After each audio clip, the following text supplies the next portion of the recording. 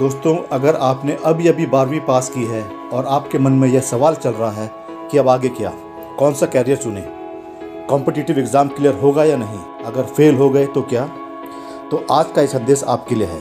क्योंकि बाइबल हमें सिखाती है कि भविष्य का डर नहीं बल्कि परमेश्वर पर भरोसा करना चाहिए। नमस्कार दोस्तों, स्वागत है आपका अपने चैनल पर। आज हम बात करेंगे उन युवाओं के लिए जो 12वीं के बाद अपने भविष्य को लेकर परेशान हैं।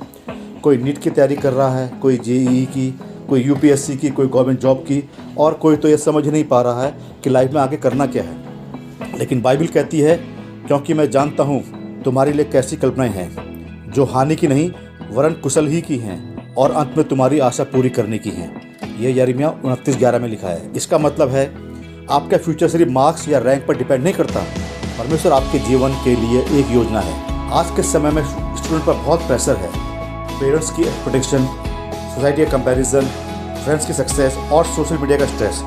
कई बच्चे सोचते हैं अगर एग्ज़ाम क्लियर नहीं हुआ तो मेरी लाइफ ख़त्म हो जाएगी। लेकिन सुनिए, बाइबल में लिखा है, मत डर क्योंकि मैं तेरे संग हूँ, इधर उधर मत ताक क्योंकि मैं तेरा परमेश्वर हूँ। यशायाह 41:10 में। परमेश्वर आपको यह नहीं कह रहे हैं कि रास्ता आसान होगा, लेकिन वह यह जरूर कह रहे हैं कि मैं तुम्हारे साथ हूँ। कभी कभी एग्ज़ाम का प्रेशर इतना बढ़ जाता है कि बच्चे एंजाइटी और डिप्रेशन में चले जाते हैं। लेकिन याद रहिए, आपकी वैल्यू आपकी मार्कशीट से नहीं तय होती।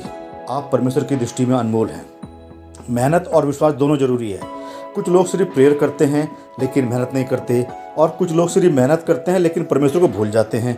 बाइबल हमें सिखाती है कि जो कुछ तो करता है उसे यहोवा को सौंप दे और तेरी योजनाएं सफल होंगी। नीति वचन 16:3 में। इसका मतलब क्या है? जब आप पढ़ाई शुरू करें तो प्रेयर करें, जब आप एग्ज़ाम देने जाएं तो प्रेयर करें, लेकिन उसके साथ पूरी मेहनत भी करें। परमेश्वर लेज़ी लोगों को नहीं, फेथफुल लोगों को आशीष देते हैं। अगर आप डॉक्टर बनना चाहते हैं, डिसिप्लिन चाहिए। इंजीनियर बनना चाहते हैं, कंसिस्टेंसी चाहिए। गवर्नमेंट एग्ज़ाम क्लियर करना चाहते हैं तो उसके लिए पेशेंस चाहिए। सक्सेस रातों रात नहीं आती है। सबसे बड़ा पॉइजन है कंपैरिजन। उसका सिलेक्शन हो गया, उसके 95% आए, वह आईआईटी पहुंच गया, मैं पीछे रह गया। लेकिन बाइबल कहती है परमेश्वर ने हर व्यक्ति को अलग अलग पर्पस के लिए बनाया है। पहला कुरिन्थियों 12 में हमें सिखाती है कि हर व्यक्ति को अलग गिफ्ट और अलग कॉलिंग होता है। हर किसी की टाइमिंग अलग है। हो सकता है किसी दोस्त को जल्दी सक्सेस मिले और आपको थोड़ा समय लगे, लेकिन इसका मतलब यह नहीं कि परमेश्वर ने आपको छोड़ दिया है। कभी कभी देरी भी परमेश्वर की तैयारी होती है। मान लीजिए आपने एग्ज़ाम दिया और रिजल्ट अच्छा नहीं आया, अब क्या लाइफ ख़त्म? नहीं। बाइबल में कई लोग पहले असफल हुए हैं लेकिन बाद में परमेश्वर ने उनको ऊंचा उठाया है। यूसुफ को उसके भाइयों ने बेच दिया था, लेकिन बाद में वही मिस्र का प्रधान बना। दाऊद सिर्फ एक चरवाहा था, लेकिन परमेश्वर ने उसे राजा बनाया। इसलिए आज अगर फेलियर मिला है तो यह आपकी कहानी का अंत नहीं है। धर्मी चाहे 7 बार गिरे तो भी उठ खड़ा होता है। नीति वचन 24:16 में। फेलियर आपको ख़त्म करने नहीं बल्कि मजबूत बनाने आता है। अगर आप कंफ्यूज हैं कि कौन सा कैरियर चुनें तो सिर्फ दुनिया की आवाज़ मत सुनिए, प्रेयर कीजिए। परमेश्वर से पूछिए, हे परमेश्वर, मेरे जीवन की आपकी इच्छा क्या है? कभी कभी हम वही कैरियर चुन लेते हैं जो लोग चाहते हैं, लेकिन परमेश्वर ने हमारे लिए कुछ और प्लान किया होता है।